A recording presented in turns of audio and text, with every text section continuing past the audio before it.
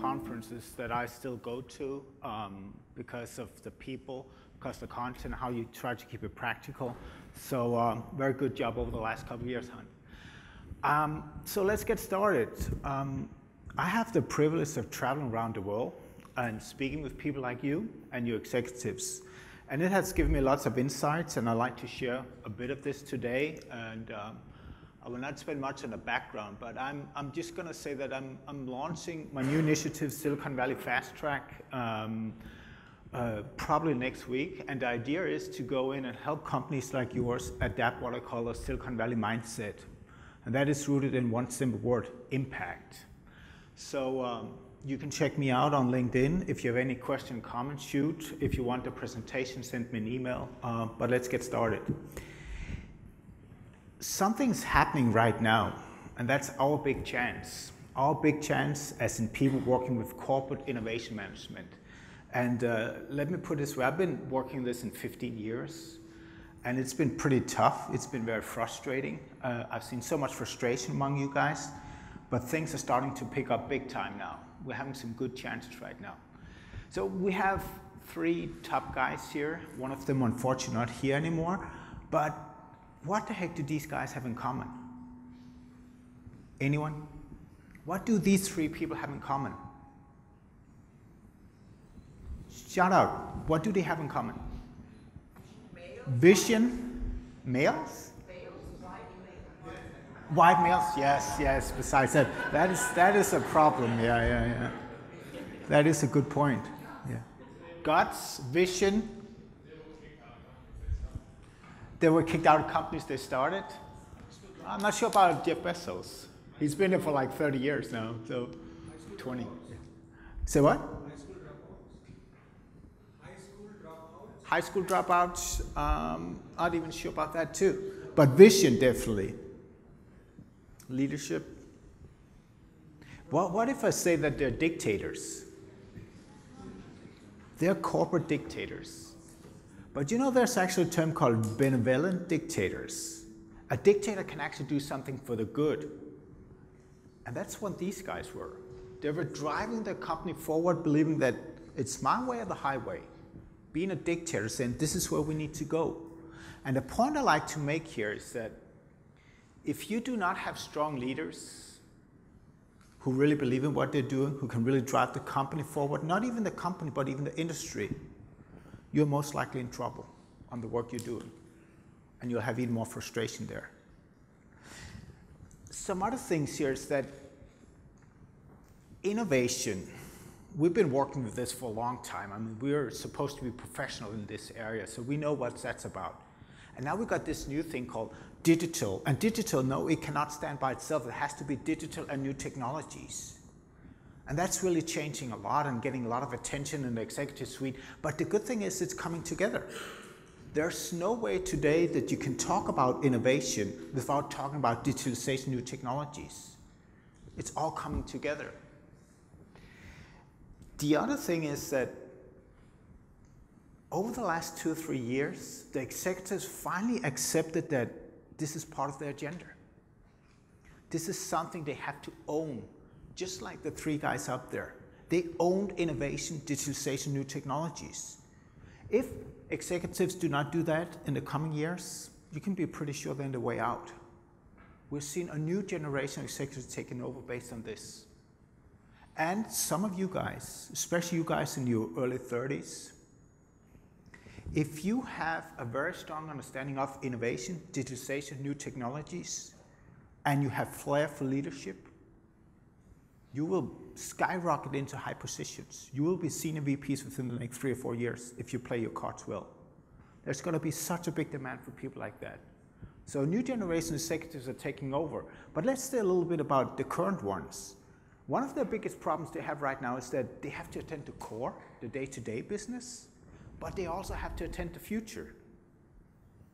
I'm starting to work more and more with the top executives, and if I were to describe a few words of those, it would be that they're very frustrated too. How do we start on all these things? I know what I do in my business. I've been doing this for 30 years. I'm very good at that. That got me to the top. But this thing about innovation, digitalization, new technologies, how do I work with this?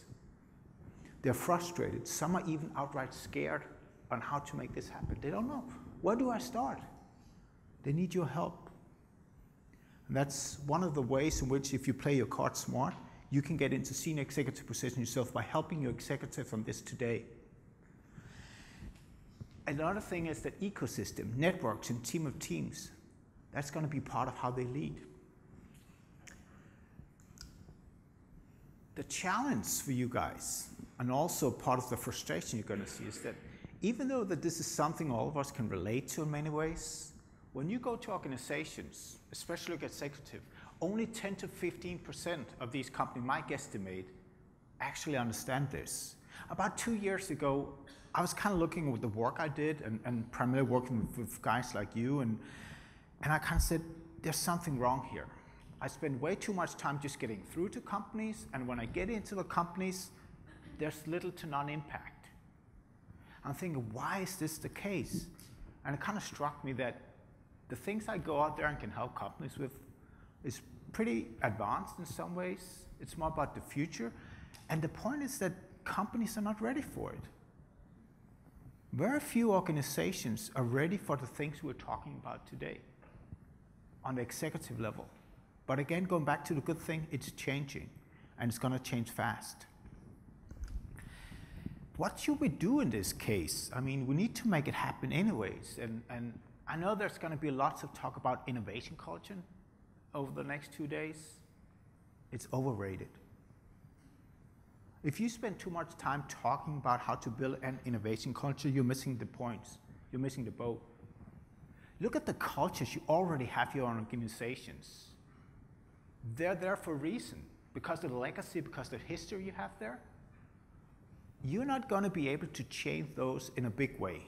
It's not going to happen.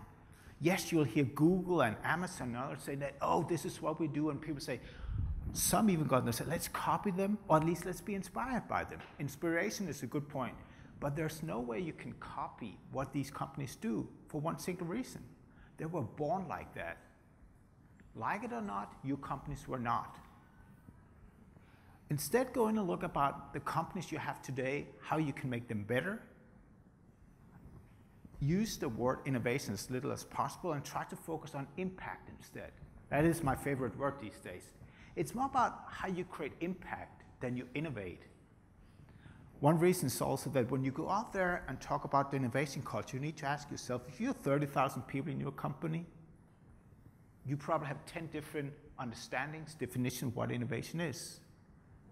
If you do not have a common language around these things here, how the heck can you build a culture around it? So focus on impact and start building execution engines. One of the things I like about Asia and Singapore in particular is that there's actually quite a good number of initiatives out here that are doing this. If you go in and look, I have some good friends in the room here today, and I know some of them are trying to build execution engines. And one of the better examples, they're not here today, but if you go and check out a website called Innov8rs.com, Botting Innovations, Bert Grobbins and his team, some of you might have met them. He comes from corporate world, working with innovation many years, and now he's building an innovation execution engine that works together with corporates like yours. It's quite interesting to see how they go from saying these are the opportunities and the problems, how do we execute on this one? What will your execution engines look like? It's going to be different from company to company, but it's something you can look into. When we talk about execution, we tend to forget the most important things here are people. Whatever we do, innovation as we do it, business in general as we do it, it's a people business. We tend to forget about that. And one very good example I can show by asking one simple question. How many of you guys are actually from HR? None. There's never any HR people in here. So this is all about people. We know that. But one of your challenges is making the rest of the organization know about that. And one of the points to make here, there's no one from HR on things like this one. So you guys have project pools. You have projects in early stage, mid stage, and late stage, right? Some of you probably have 30 projects you're managing, 10, 15, 20, or 30 projects, right? But there's another project or pool that you should look into. How many of you, by show of hands, have created people pools? How many of you have created pools where you're saying, these are the people we need for these specific purposes related to executing on what we're trying to do to get impact, to innovate? Does anyone actually build a people pool like this? Maybe have 20 people. You've got 2 companies down here. That's very good. Because if you can get the right people, identify the right people, match them with the right projects at the right time, you're on the right track for execution on these things here. So people first, process next, and then ideas. When we talk about these things here, who should we put in charge? No, it's not you guys. You shouldn't run it. You're a very important facilitator. You're a very important integrator on these things here. What I'm working on with most organizations I'm involved with here is what I call a core team. A core team has 6 to 8 members, goes across the organization. It will definitely have 1 or 2 people from functions like yours, but it should be led by top executives, hopefully the CEO, him or herself. A core team is set up to go out there and create the frameworks, the organizational structures for making all of the things we talk about happen. Clear the roadblocks, and there are plenty of roadblocks out there. But first you need to set the strategy. What is it you're trying to achieve? And once you got that in place, this core team, 6, 8 people, executives, maybe 1 or 2 of you guys, business unit leaders, and 2 or 3, 4 people, young people who really understand digitization and new technologies. They come together and they get the mandate to really go out there and make things happen. The thing is that you don't really have core team in most organizations, but half of you probably got an innovation committee. And when you look back at the results of your innovation committees, most of you will shake your head and say, this has been a waste of time. Committees are usually 8, 10, 15 people, and they're all talk, talk, talk.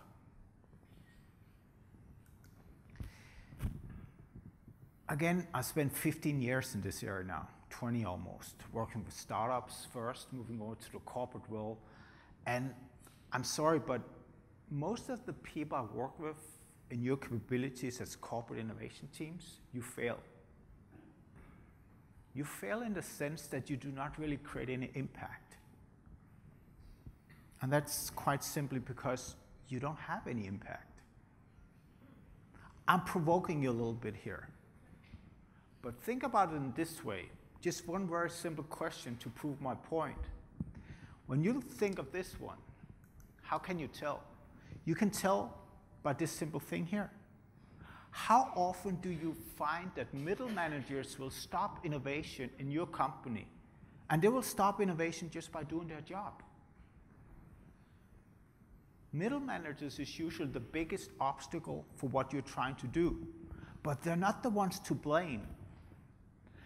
Middle managers do what they're being told. These are your objectives for the next 2 years. Go in and execute on this one, make it happen. Okay, that's how they get a promotion, that's how they get the bonuses. And you come over here from your future projects, your innovation projects, very interesting, cool things here. And you go and say, can I borrow 2 of your best people for the next 3 months? It's only part-time, but they would be a perfect fit for the project I have over here. And they're going to look at you, and they're going to ask themselves a very simple question. And the question is, everyone's thinking this one, what's in it for me? The middleman's saying, what's in it for me? I'm going to be evaluated 6 months from now. I'm so close on reaching my target. But if you take 2 of my best people, even part-time for the next 3 months, I might not make it. So why should I do this? Oh, and your target is going to help the good of the company. It's good for all of us for the future, blah, blah, blah, blah. Goes in here, out here. What's in it for me? If you cannot answer that question on behalf of the people you approach, you're not ready to do so. And the answer you're going to get back, sorry, no, it's not going to work. The challenge is that when you have 10 situations like this as a ball game, you have day-to-day business run by the middle managers, and you have the future run by you guys. It's usually 1 SIP, 2 SIP, 3 SIP, 3-1, 4-1, 5-1, usually the score's 8-2. When you get in a situation where middle managers stop innovation just by doing their job, it shows you do not really have any impact. And the ones you should blame are your executives. This is the single indicator I use the most when I go in and judge whether the company is actually ready to move forward on the things here. If I hear from you guys about the troubles and issues you have, that is the one I look for. 2 other things. You don't have a BHAG. BHAG, what the heck is that? A big, hairy, audacious goal. Too often you get stuck in day-to-day business yourself, just trying to make everything come together on the small ends. You need to see a bigger picture here. And this also translates into the other one. You focus on barriers rather than root causes. In your organization, your work, you will always find 10 to 12 different reasons why things are not working, obstacles and barriers. You can easily find those. And there are the same things across organizations, companies, industries, the same things usually. But you know what? You shouldn't identify and work on the root causes, the barriers. You should try to look at these things here. And you should try to solve root causes rather than barriers and obstacles. So leaders are managers, not really leaders. Number 3 is pretty relevant from the start we have today. There's no sense of urgency. And you do all the right things for the past, not the future. Once you identify the 1, 2, or 3 root causes that are driving your efforts or stopping your efforts, then you can start addressing them. But the problem, and going back to the lack of impact for you guys, this is not on your table. This is 90% executive leadership stuff. And if they don't get it, if they don't see it, if they don't see that their decision, how they set up the structure, allowing middle managers to stop innovation, if they don't address things like this one, sorry guys, you're stuck. I have what I call the 7-5 challenge. When we look at these things here, digitalization, organizational drive, and business impact, when you look at yourself and take a good hard look on yourself on these 3 topics, and you look at yourself in the context of your company, and you look at your mindset, your experience, your toolbox, and your network, how would you rate yourself? 1 is very low, and 10 is that you shouldn't be in this job at all, but 10 is that you're the best in the world for this. How would you rate yourself? If you spend just 10 seconds thinking about this one, you spend more time later, where would you put yourself? When I do these exercises and assessments with companies, organizations, I usually end up about a 5. 4.5 to 6 is usually where I get at. When people tell me 7, if any of you got a 7, come to me afterwards, and I like to challenge you on that one and see where you are. And where people usually fail is the understanding of digitalization, new technologies. It's such a broad area, but it has such a big impact, you need to know about it. The thing is, you need to get yourself, the core team, but also you guys as facilitators and integrators, you need to get yourself on a 7. And that's a very high number. But it's doable, especially because you guys have a good starting platform here. I'm not saying that's the easy part, but it's easier than getting your executives to a 5 on these things here. You guys 7, executives on 5. How do you make that happen? Let me talk a little bit about what the next big thing for corporate innovation management is. It's you guys, it's us, it's our human factors, plus digital capabilities. And for this, I identified at least 4 battle zones. Decision intelligence, pattern detection, ecosystem management, some of them. When I talk about decision intelligence, check out a company called Quid, their platform on putting information on your fingertips. This is machine learning, it's artificial intelligence on steroids. And what it's going to do is help you guys to make better decisions because you get better input here. It's just one example. There's so many things happening in this space here.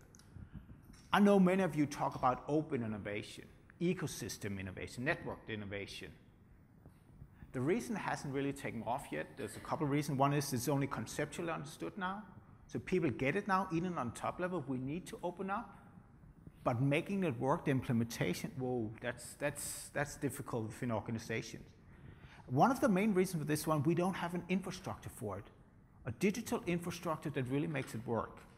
When you look at innovation management, idea management system, I'm sorry, but they haven't been good enough until now. 2017 was a change where we saw that old legacy systems one thing, and for the forward, we're going to see startups coming up with new kind of programs, new kind of infrastructure based on machine learning and AI. That's going to be the future. But we're not there yet. So we're still going to see Siemens and others. They'll really try hard on building ecosystem like this one. And they'll try to make it work the best possible, but only when companies like Siemens and others come together with the right software providers to create the right infrastructure is going to happen. But digital capabilities are really happening. And we also see this thing about merging technologies will bring on merging of new industries. Charlie talked about all these things about the technologies happening right now. What you need to consider is they're all growing very, very fast. They're all coming together. When you look at the automotive industry, or whatever we call it today, is it mobility? Probably a better word than calling the automotive industry today. It's not because of one technology. It's at least 3 or 4 major technologies coming together. Sensors, machine learning, AI, how we approach these things, it's all coming together and changing industries. So we also need to go in here and adapt to a changing landscape. What should you look into? Again, if you're going to get on a 7, I like Gartner. They're pretty good at giving some straight up advice on what we should look into. So these are top 10 strategic technology trends, and these are the things that you need to know about these things here. And you need to understand what is the business impact for your company of all of these things here. So when I ask you, how does blockchain impact your company? You need to come up with solid answers. How you use machine learning and AI, and in which ways? You need to know about it. There's no way around it. How do you upgrade yourself? That's going to be an important thing here. But someone's saying that, oh, we've been here for a long time, and yeah, things are picking up. We had in the beginning the pretty good starting session here saying that tempo is picking up quite fast. But people don't really realize how fast it's going. I have the pleasure of traveling the world, as I said, and also going to Silicon Valley. When you go to Silicon Valley, you see the future's already here. It's just unevenly distributed. And one thing that blows you, the more you go there, the more people you meet there, is how fast things are moving ahead. I like this video because it really shows you a little bit about the speed here. Ben?